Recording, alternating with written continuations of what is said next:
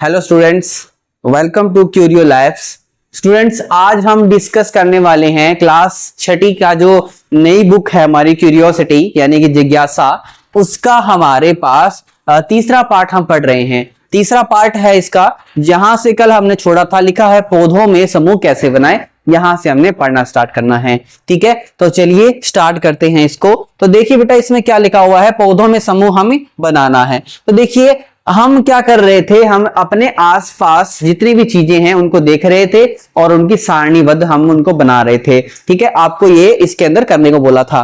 ठीक है, और क्या बोला था, आपको ये बोला था, आपने देखा होगा कि पौधों में उनके तने, पत्तियां, फूल इत्यादि से संबंधित विशेषताओं में विभिन्नताएं होती है और विभिन्न पौधों के तने मोटाई, ऊंचाई और कठोरता में भी भिन्न होते हैं, जबकि पत्तियां आकृति, रंग, आकार और व्यवस्था में भी भिन्न भिन्न होती है। अब आपने देखा होगा अलग अलग तरीके के पेड़ पौधे होते हैं। अब अलग अलग तरीके के जो पेड़ पौधे हैं उनकी जो पत्तियां हैं वो अलग अलग होगी, उनके जो पेड़ का आकार है वो छोटा बड़ा है ना, अलग अलग तरीके का होगा। ठीक है, तो ये आपने विश्लेषण किया होगा। तो क्रियाकलाप 2.3 में पौधों की उपयुक्त किसी एक विशेषता के आधार पर पौधों को हमने समूह बनाने का प्रयास किया था। ये किसकी बात कर रहे हैं, ये इनकी बात कर रहे हैं बेटा। ये यहां पर जो हमने क्रियाकलाप 2.3 देखा था ना, ये इनकी बात कर रहे हैं। चलो क्रियाकलाप 2.3 दिखाता हूं। ये देखो, ये कह रहे थे ना कि अलग अलग पौधों के और उनके चित्र आपने बनाने हैं और बनाकर उनका वर्गीकरण करना है कि ये वाले छोटे पौधे हैं, ये वाले बड़े पौधे हैं, ये वाले फूल देते हैं, ये वाले फल देते हैं। ये उनकी बात कर रहे हैं। ठीक है, उसके आगे जैसे हम पढ़ेंगे तो लिखा है, आपने जो पहली कक्षाओं के अंदर आपने सीखा होगा कि पौधों के समूह उनकी ऊंचाई और तने के आधार पर शाख, झाड़ियों और वृक्षों के रूप में बनाए जाते हैं। अब देखा होगा कि जो छोटे पौधे होते हैं वो छोटे छोटे, उनके जितने भी अलग अलग टाइप के पौधे हैं वो अलग हम उनको बना लेते हैं। जो थोड़े बड़े पौधे होते हैं उनको बड़े जो पौधों के आकार में उनको बांट देते हैं। जो बहुत बड़े बड़े पेड़ होते हैं उनको हम उनकी अलग कैटेगरी के अंदर उनको बांट देते हैं। ठीक है, तो इस तरीके से हमने पिछली कक्षाओं में सीखा होगा। तो आगे कह रहे हैं, चलो अब इनका हम क्या करना है, इनको फिर से हमें इनको समूह बनाना है इनका। तो आइए कुछ अन्य रोचक अवलोकनों के लिए एक बार पुनः प्रकृति की सैर पर चलते हैं। विभिन्न पौधों की ऊंचाई को ध्यानपूर्वक देखना है। क्या ये सभी पौधे आपसे छोटे हैं या आपके बराबर होंगे? कुछ पौधे देखे होंगे आपसे तो बहुत ही बड़े होंगे। ठीक है, तो तने का रंग कैसा है, भूरा है या हरा है? आपने देखा होगा बहुत सारे छोटे पौधे हैं, उनके तने का रंग कैसा होता है, हरा होता है। लेकिन जो बड़े पेड़ होते हैं उनके तने का जो रंग है वो भूरा भूरा होता होगा। आपने देखा होगा, हमने अपने आसपास के अंदर जो पेड़ होते हैं उनका जो तना होता है, इतना मोटा सारा तना होता है, उनका जो रंग होता है वो भूरा भूरा होता है ना। हाँ, तो साथ ही उनके तनों को छूकर भी आपने महसूस किया होगा, कुछ तो धीरे से उसका ऐसे मोड़ोगे तो मुड़ जाता है, और लेकिन कुछ तो बड़े बड़े पेड़ होते हैं, चाहे जोर से धक्का भी दे दो तो भी उनको कुछ फर्क नहीं पड़ता है ना। तो यानी कि कुछ तो हमारे पास मुलायम होते हैं, कुछ हमारे पास कठोर होते हैं। और ध्यान रखना है, जब आप किसी तने को छू रहे हो तो ध्यान रखना है कि वो तने को तोड़ना नहीं है हमें, है ना, प्रकृति को नुकसान बिल्कुल नहीं पहुंचाना है। आगे लिखा है, यह भी देखें कि पौधों की शाखाएं कहां से निकल रही है। अब आपने देखा होगा कि जो पौधे होते हैं उनकी शाखाएं यहाँ पर अलग अलग इनके बर्ड्स होते हैं। ठीक है, यहाँ से बर्ड से अलग अलग तरीके से यहाँ से उनकी शाखाएं निकलती रहती है। ठीक है, आगे टहनियां हैं, टहनियों के अंदर भी इस तरीके से शाखाएं निकलती रहती है। ठीक है, आगे क्या है, वे भूमि के निकट से निकलती है या तने के ऊपरी भाग से निकलती है। अपने अवलोकनों की तालिका 2.3 के अंदर हमें दर्शाना है। देखो बहुत सारे ऐसे पौधे होंगे जो एकदम, जैसे मान लो ये जड़ है, ठीक है, अब ये जड़ के ऊपर ऐसे यहां से ऐसे इस तरीके से निकल रहे होते हैं। कुछ क्या होते हैं, कुछ पौधे एकदम मतलब पतले से होते हैं, उनकी जो साइड की जो टहनियां होती है थोड़ा सा ऊंचाई के ऊपर यहां से ऐसे निकल रहे होते हैं। और कुछ बड़े पेड़ होते हैं तो पहले तो इतना काफी लंबा तक तो तना ही होता है, फिर ऊपर ऊपर ऊपर यहां पर इस तरीके से उनकी टहनियां निकल रही होती है। तो अलग अलग तरीके के हमारे पास पेड़ हैं। ठीक है, तो देखिए कुछ उनके उदाहरण भी हमें दे रखे हैं। जैसे पौधे का नाम है आम, गुलाब और टमाटर। ये तीनों ही अपने आप में विचित्र है। कैसे है, देखो उनकी ऊंचाई देखो, आम का पौधा कैसा होता है, बड़ा ऊंचा होता है, और गुलाब का थोड़ा सा ठीक ठीक होता है, मध्यम होता है, टमाटर का तो पौधा बहुत ही छोटा होता है। अब आगे इनका जो तना होता है वो कैसा होगा। अब आपको मैंने अभी बताया था कि जो बड़ा पेड़ होगा उसका तना कैसा होगा, आप बोलोगे भूरा होगा, और जो गुलाब होगा, जो गुलाब होता है ना, वो देखने में आपको लगेगा कि ये मतलब बहुत छोटा है, लेकिन बहुत छोटा नहीं होता, वो मध्यम सा होता है। लेकिन उनका जो तना होता है ना, वो थोड़ा हल्का भूरा होता है, पूरा भूरा नहीं होता है, हल्का भूरा भूरा सा होता है, ठीक है। और टमाटर का जो देखा होगा, टमाटर तो बहुत छोटा सा पौधा होता है और उसका जो तना होता है वो हरा होता है पूरा, ठीक है, हरा पौधा होता है। यहां पर आपको दिखा देते हैं, चलो ये है हमारे पास वृक्ष, देखो यहाँ पे भूरा भूरा है ना, यहाँ पर आपको ये झाड़ी दिखा रहे हैं और यहाँ पर ये टमाटर दिखा रहे हैं। देखो बिल्कुल इनके जो तने हैं आप दिखाई दे रहे होंगे आपको, हरे हरे हैं इनके, है ना तने, और ये इनकी यहाँ पर शाखाएं हैं जो बहुत हरी हरी है, ठीक है। चलो आगे बात करते हैं। और कठोर हो गया, कठोर है, ये कोमल है, ठीक है। इनका टमाटर का जो तना होता है वो थोड़ा कोमल होता है और इनका थोड़ा कठोर होता है, ठीक है। और ये आम का तो जैसे आपने देखा होगा, इस तरीके से जो बड़े पेड़ होते हैं ये कैसे होते हैं, इनके तना कितना होता है, बड़ा मोटा होता है। लेकिन गुलाब का तो पतला सा होता है, देखा होगा आपने। और जो हमारा टमाटर का है, जैसे ये देखा होगा, टमाटर का भी तो पतला सा ही होता है, ठीक है। उसके आगे आम की जो शाखाएं हैं वो कहां निकलती है, भूमि के निकट निकलती है? नहीं, मान लो ये बड़ा सारा पेड़ है, इनकी जो शाखाएं होती है थोड़ी ऊपर ऊपर होती है ना, ऊपर ऊपर यहां निकलती है, तो निकट, भूमि के निकट नहीं निकलती है, ठीक है। तो और इनकी गुलाब की, हाँ गुलाब की निकलती है, टमाटर की भी इस तरीके से निकलती है। आगे तने में ऊंचाई पर, तो इनकी जो तने हैं वो कहां पे, ऊंचाई के ऊपर है। हाँ इनके जो तने होते हैं काफी ऐसे ऊंचाई पे होते हैं, इनके नहीं होते, इसके भी नहीं होते हैं, ठीक है, ज्यादा ऊंचाई पर नहीं होते हैं। और ये कैसे, ये वृक्ष है, ये झाड़ी है, ये शाख है, ठीक है। चलो अब ये वृक्ष, झाड़ी, शाख क्या होते हैं, इनके बारे में चर्चा करते हैं। अब आपके मन में ना एक क्वेश्चंस आते हैं कि ये जो थ्योरी चल रही है, इनमें कहीं क्वेश्चंस भी है क्या? तो अभी मैं आपको इसके इंपॉर्टेंट जो कुछ क्वेश्चन, जहां से एग्जामिनर क्वेश्चन पूछते हैं, मैं आपको वहां से भी कुछ क्वेश्चंस बताने वाला हूं।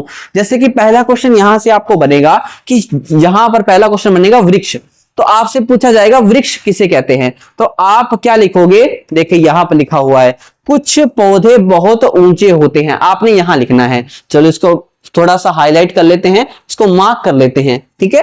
ये लिखा हुआ है कुछ पौधे बहुत ऊंचे होते हैं और उनके तने मोटे और कठोर और भूरे और काष्ठीय यानी लकड़ी जैसे होते हैं, ठीक है। और यहां लिखकर, और उनकी शाखाएं भूमि से दूर तने की कुछ ऊंचाई से निकलना आरंभ होती है, कुछ यहां से इस तरीके से आरंभ होती है, तो ऐसे पौधों को वृक्ष कहा जाता है। उदाहरण के लिए आम का पेड़। आप इस तरीके से क्वेश्चन बनाएंगे। क्वेश्चन क्या बनाएंगे, आप बोलोगे वृक्ष किन्हें कहते हैं, तो आप इनका उत्तर इस तरीके से लिखेंगे, ठीक है। नेक्स्ट है हमारे पास, इसी से रिलेटेड है, आगे चलते हैं, थोड़ा सा इसको आगे बढ़ते हैं, ठीक है। आगे है हमारे पास, यानी कि ये वृक्ष की बात कर रहे हैं, तो इनका तना कैसा होता है, कठोर होता है, और इनकी जो तना होता है, तना कठोर होता है, और इनकी जो टहनियां होती है ये थोड़ी ऊंचाई पर जाकर निकलती है, ये कह रहे हैं, ठीक है। तो ऐसे पेड़ों को क्या कहते हैं, ऐसे जो हमारे पास पादप या फिर पेड़ होते हैं, इनको हम कहते हैं वृक्ष, या पौधों को हम वृक्ष कहते हैं, ठीक है। आगे है, आगे दूसरा क्वेश्चन जो इंपॉर्टेंट है, यहां पर क्वेश्चन एग्जामिनर यहां से भी डाल देते हैं। क्वेश्चन दूसरा है झाड़ी किसे कहते हैं। देखो ये यहां पर उदाहरण दे रखा है झाड़ियों का, ठीक है। अब ये पौधा है हमारे पास, देखो क्या लिखा हुआ है, कुछ पौधे के तने वृक्ष की तरह ऊंचे नहीं होते हैं, लेकिन प्राय इस प्रकार के पौधे अनेक भूरे रंग के काष्ठ लकड़ी के तने होते हैं। तने उनके भले ही लकड़ी के जैसे होंगे, लेकिन ज्यादा कठोर नहीं होते हैं, वो थोड़े बहुत कठोर होते हैं, और ज्यादा मोटे भी नहीं होते हैं, पतले होते हैं, ठीक है। लेकिन वृक्ष के तने जितने मोटे नहीं होते हैं, ऐसे वृक्षों को झाड़ी कहा जाता है। तो ये लिखना है आपने यहाँ पे, क्वेश्चन जो मैंने यहाँ पे झाड़ी लिखा है ना, इस तरीके से इसको यहाँ पर ऐसे हाईलाइट करना है आपने, ठीक है। झाड़ी, उदाहरण के लिए गुलाब का पौधा, जैसे ये आपको लिखा है ना गुलाब का पौधा, यहां पर इस तरीके से गुलाब का पौधा, ठीक है, आपको दिखाई दे रहा है। चलो आगे है हमारे पास अब तीसरा क्वेश्चन आएगा हमारे पास, शाख किन्हें कहते हैं। शाख क्या होते हैं, कुछ पौधे आकार में छोटे होते हैं, बहुत छोटे छोटे पौधे होते हैं, ठीक है, और उनके तने बहुत कोमल होते हैं और हरे हरे भी होते हैं, और इन्हें क्या कहते हैं, शाख कहते हैं, ठीक है। और उदाहरण के लिए टमाटर का पौधा, यानी टमाटर का पौधा कैसा है, शाख है। तो मेन डिफरेंस क्या है, देखो जब आप अपने आसपास देखोगे ना, आप वृक्ष, यानी कि जो वृक्ष है और जो शाख है और झाड़ी है उनमें अंतर कर पाओगे। शाख जो होते हैं ना, अब वृक्ष को तो आपको देखने में पता चल जाएगा तो बड़े बड़े हैं वृक्ष है, लेकिन जो शाख होते हैं उनकी जो तना होता है ना वो ज्यादा मोटा नहीं होता है, लेकिन उनका जो तना होता है वो भूरा भूरा होता है, वो ये कह रहे हैं। लेकिन जो शाख होते हैं ना उनका जो तना होता है वो हरा होता है, ये आपको याद रखना है, ठीक है। लेकिन आकार में बहुत छोटे होते हैं ये, ठीक है। तो ऐसे पौधों को हम कहते हैं शाख। ये अपना हो गया है, ठीक है। आगे लिखा है कि कुछ पौधे आकार में छोटे होते हैं, हमने बता दिया। और कुछ पौधे कितने होते हैं, तने, उनके जो तने होते हैं बहुत ही दुर्बल होते हैं। और कितने दुर्बल होते हैं कि इतने कमजोर होते हैं, जैसे कुछ होते हैं ना अपने आसपास ऐसे अलग अलग तरीके के देखे होंगे आपने पेड़ पौधे, कि बेचारे वो इतने कमजोर होते हैं कि उनको चढ़ने के लिए यानी कि उनको बढ़ने के लिए कोई ना कोई सहारा चाहिए होता है। तो ऐसे पौधों को हम क्या कहते हैं, आरोही लता कहते हैं। इनको हम कहते हैं आरोही लता, इनको आरोही लता कहते हैं। और इंग्लिश में कहते हैं क्लाइंबर्स, ठीक है। जो क्लाइंबर का मतलब ना, क्लाइंब मतलब चढ़ना, जो ऊपर चढ़ते हैं ऐसे पौधे। जैसे आपने देखा होगा मनी प्लांट का पौधा देखा होगा, इस तरीके से बेल सी होती है, आप उसमें लगा देते हो तो वो ऐसे पौधा उसके अराउंड कोई लकड़ी होती है, कोई भी चीज होती है या कोई धागा होता है, उसके पीछे ऐसे ऐसे करके वो ऊपर चढ़ जाता है ना। ये चीज आपने देखी होगी। कुछ पौधे भूमि के सतह पर फैलकर बढ़ते हैं। अब कुछ आपने बेल देखी होगी, बेल जैसे कि घिया, कद्दू, इनकी जो बेल होती है आपने देखी होगी ना, जमीन पे ऐसे जमीन पे ऐसे लेटी रहती है, ऐसे जमीन पर फैलती है ऐसे इस तरीके से। तो ऐसे पौधों को हम क्या कहते हैं, उनको हम कहते हैं क्रीपर, और हिंदी में कहते हैं विसर्पी लता।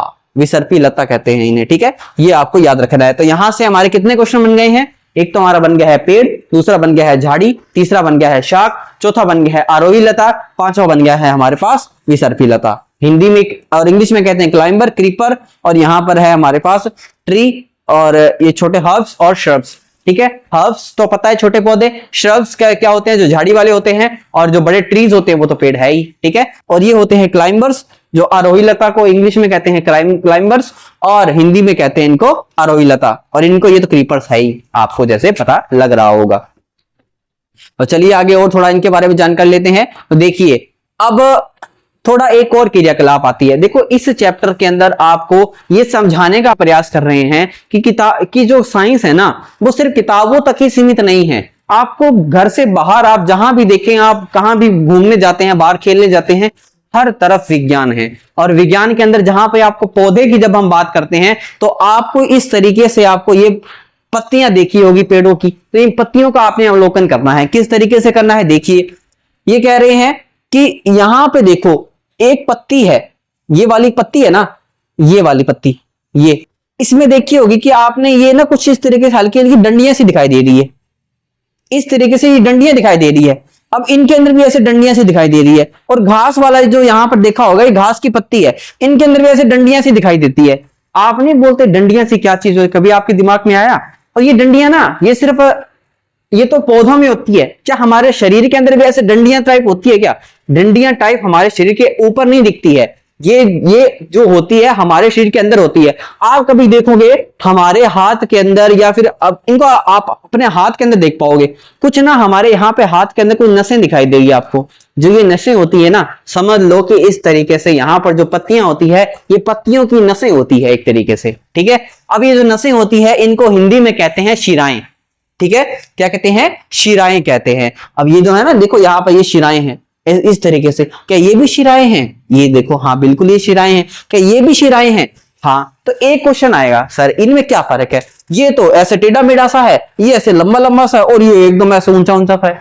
ये क्या बात हुई, है ना? एक सारे जो शिराएं होती है, हम जैसे सारे मनुष्य हैं सभी के अंदर तो ऐसे ये बिखरी पड़ी है, लेकिन इनके अंदर ऐसे अलग अलग कैसे है? इसके अंदर ऐसे क्या, ये कौन सा डिजाइन वाला पौधा है? तो सुनो, ये जो हमारे पास शिराएं होती है ना, ये दो तरीके की होती है, ठीक है।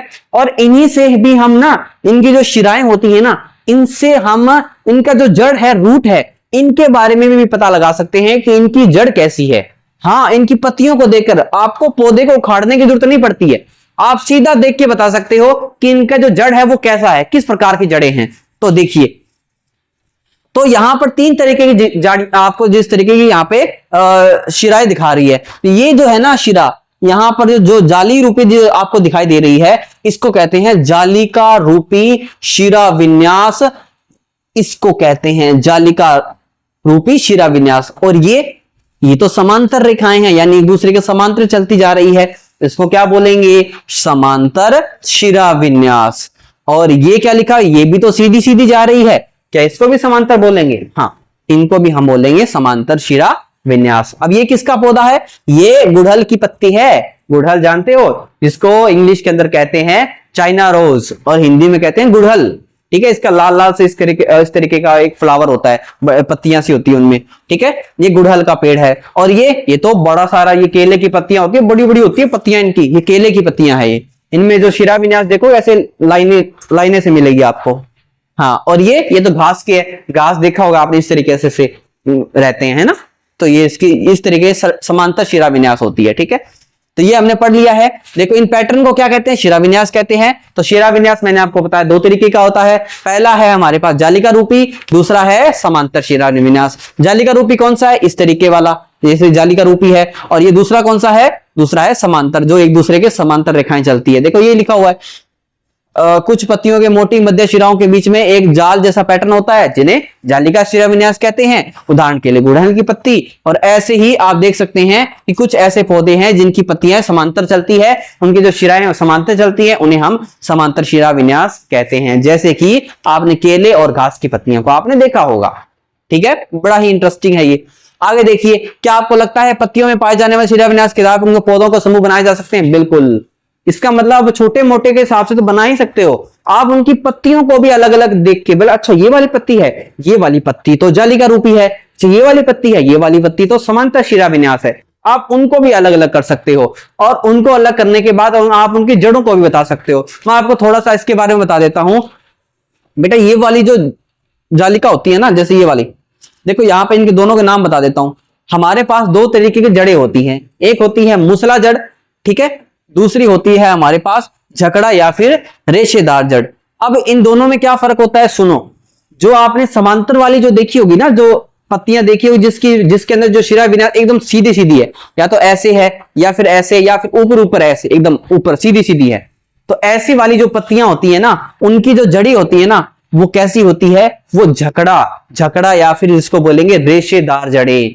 जड़ को जब आप उखाड़ोगे ना, आपको इस तरीके से दिखेगी। आपको ये वाली आपको दिखाई दे रही है, इस तरीके से यहां ऐसे दिखेगी आपको, मतलब ऐसे गुच्छे नुमा, गुच्छा सा होता है ना, गुच्छेदार, ऐसे गुच्छेदार जड़ें मिलेगी। यानी कि ऐसी पत्तियां जिनकी शिरा विन्यास एकदम सीधी सीधी, ऐसे सीधी सीधी ऊपर ऐसे सीधी सीधी है ना, उनकी जो जड़ें मिलेगी ना आपको, ऐसी वाली जड़ें मिलेगी, गुच्छेदार जड़ें मिलेगी, जिनको बोलते हैं रेशेदार जड़ें बोलते हैं इनको। ठीक है, और जिनकी पत्तियां जाली वाली होगी, ऐसी जाली वाली पत्तियां होगी, है ना, जो जाली वाली पत्तियां होती है उनके अंदर जड़ें एकदम नीचे होगी, जड़ें एकदम लंबी लंबी जड़ें होंगी उनको। ऐसी जड़ों को हम कहते हैं मूसला जड़। क्या कहते हैं? कहते हैं मूसला जड़। तो इसके बाद हम अभी सीखने वाले हैं, इसके आगे एक नया टॉपिक है जिसको हम कहते हैं, देखिए यहां पर हमारा ये पूरा हो गया है। तो हम, जैसे मैं आपको बता रहा था, ये झकड़ा जड़, ये जो हमारे कौन सी है? रेशेदार जड़ है। दो तरीके की हमारे पास जड़ें होती है। तो हमने ये सारा हमने सीख लिया था। ठीक है, ये पूरा हमने कर लिया है। अब हम सीखेंगे, यहां पर एक नया टॉपिक है। टॉपिक का नाम है हमारे पास बीजपत्री। अब ये बीजपत्री क्या होती है? देखिए बच्चों, ये बड़ा ही इंटरेस्टिंग है। आपने क्या करना है, आपने एक चना लेना है और एक यहां पर मक्का लेना है। ठीक है, चना और मक्के के आपने बीजों को देखा होगा, आपने चना के बीज को लेके आना है और उसको भिगो देना है। ऐसे ही आपने मक्के के बीज को लेके आना है, उनको भिगो देना है। जब आप इनको भिगो दोगे तो आपको एक चीज देखने को मिलेगी। क्या? आपने देखा होगा उसके अंदर से ना कुछ ऐसे रूट्स, जड़ से बाहर निकल जाती है। एक दो दिनों के बाद इस तरह के रूट से ऐसे बाहर निकल जाती है। ये जो रूट यानी जड़ बाहर निकल जाती है, इन जड़ों को हम कहते हैं स्प्राउट। क्या कहते हैं? स्प्राउट्स कहते हैं, है ना। आपने देखा व्हाइट सी कलर के जड़ें सी बाहर निकल जाती है। ठीक है, इनको हम स्प्राउट्स कहते हैं। ठीक है, अब ये जो स्प्राउट्स होते हैं कैसे होते हैं? देखिए, अब ये इस तरीके से यहां पे बाहर निकल जाते हैं। तो देखिए, जब आपका जो चना है, चने को आप जब ऊपर वाला जो आवरण है उसको हटा दोगे, तो ये दो भागों में इस तरीके से बट जाएगा। जब ये ऐसे दो भागों में बट जाएगा तो ये कुछ इस तरीके से दिखाई देगा। ये चने के बीज की बात कर रहा हूं मैं। ठीक है, इस तरीके से दिखाई देगा। अब ये जो चीजें होती है ना, इनको कहते हैं बीजपत्री। ये जो आपके दो हिस्से हुए ना, इनको कहते हैं बीजपत्र। ठीक है, अब मान लो हमारे पास कुछ ऐसे पौधे भी होते हैं जिनमें ये दो नहीं होते, एक होता है, जिनमें ये ऐसा एक ही होता है, उसको हम कहते हैं एक बीजपत्री। जैसे कि ये, जैसा कि मक्का का आपने बीज देखा होगा, इसमें अगर इसको दो हिस्से करोगे ना तो दो हिस्से नहीं होंगे इसके, ये एक में ही है। तो इस तरीके के बीज जिसके अंदर ये एक ही बीज होता है, उसके अंदर जिसके अंदर एक बीज पत्र होता है, उनको हम कहते हैं एक बीजपत्री बीज कहते हैं, ठीक है। या फिर इंग्लिश में इसको कहते हैं मोनोकोट कहते हैं। और जो जिसके अंदर ये दो तरीके के बीज पत्र है, इसको हम कहते हैं द्विबीजपत्री, और इंग्लिश में इसको कहते हैं डाइकोट कहते हैं, ठीक है। ये बड़ा ही इंटरेस्टिंग है। देखिए आप देखेंगे कि चने के बीच में आपने बीज के आवरण के अंदर दो भागों में इस तरीके से ये बट जाता है। इन भागों को हम कहते हैं बीज पत्र, या फिर इसको इंग्लिश में कहते हैं कोटिलीडन कहते हैं इनको, ठीक है। और जिन बीज पत्रों में दो बीज पत्र होते हैं उन्हें हम कहते हैं द्विबीजपत्री, और इंग्लिश में कहते हैं इसको डाइकोट, है ना। और मक्का का जैसा बीज है, तो मक्का का बीज कैसा है, पतला है और एक बीजपत्री है, जिसको हम कहेंगे मोनोकोट का कहते हैं, ठीक है। जिसके अंदर इस तरीके से इसको डिवाइड करेंगे तो सिर्फ एक ही टाइप का होता है। अगर एक टाइप का होगा तो उसको बोलेंगे एक बीजपत्री यानी कि मोनोकोट। अगर दो अलग अलग भागों में इस तरीके से बट जाएगा, इसको हम कहेंगे डाइकोट या फिर द्विबीजपत्री, ठीक है। तो इसका मतलब आप जब इन पौधों को जब आप इनका अवलोकन करोगे तो आप इनको दो अलग अलग भागों में भी बांट सकते हैं। एक तो एक बीजपत्री, दूसरा है द्विबीजपत्री। आप इनके भी अलग अलग भागों में इनको बांट सकते हो। तो यहां पर आपको ये कह रहे हैं कि जब आप पौधों और पत्तियों के बीच में जो शिरा विन्यास है, उनके जड़ों के प्रकार और बीजों के बीज पत्रों के बीच में संख्या में परस्पर क्या संबंध देखते हैं। बीज पत्री जो द्विबीजपत्री होते हैं ना, यहां से एक लाइन बनी है, बहुत इंपॉर्टेंट है, एग्जाम के पॉइंट ऑफ व्यू से एकदम इंपॉर्टेंट लाइन है। सीखिए क्या कह रहा है। जो द्विबीजपत्री होते हैं ना, द्विबीजपत्री यानी कि जो चने के पौधे होते हैं, उनकी बात कर रहे हैं ये, उनके अंदर जालिका रूपी शिरा विन्यास पाई जाती है। और सीखो अगर जालिका रूपी शिरा विन्यास है तो सर वो जाली वाली होगी, और अगर जाली वाली होगी उनकी जड़ें तो नीचे होगी ना, उनकी जड़ें तो मुसला वाली जड़ी होगी, है ना। और अगर एक बीजपत्री हुआ तो यानी कि जैसे हमारे पास मक्का है, तो मक्का अगर एक बीजपत्री है ना तो उसकी जड़ें पता है कैसी होगी, उसकी जड़ी होगी रेशेदार वाली, रेशे वाली जड़ी होंगी, याद है आपको। तो हाँ, तो इनमें किस तरीके का समांतर, उसके अंदर समांतर शिरा विन्यास और जड़ का जड़ तंत्र होता है, बिल्कुल। तो यहां से हमारा ये बहुत ही इंपॉर्टेंट टॉपिक यहां पे पूरा होता है। तो ठीक है, तो यहां पे हमने पौधों का जितना भी हमने वर्गीकरण करना था, पौधों के बारे में हमने पूरी जानकारी ले ली है। तो अब हम इसकी जो नेक्स्ट पार्ट है उसके अंदर हम स्टडी करेंगे कि जंतुओं का हम समूह कैसे बनाएंगे, और जंतुओं में किस प्रकार की समानताएं हैं, किस प्रकार की विभिन्नताएं हैं, उसके बारे में भी सीखेंगे। तब तक के लिए जय हिंद, जय भारत।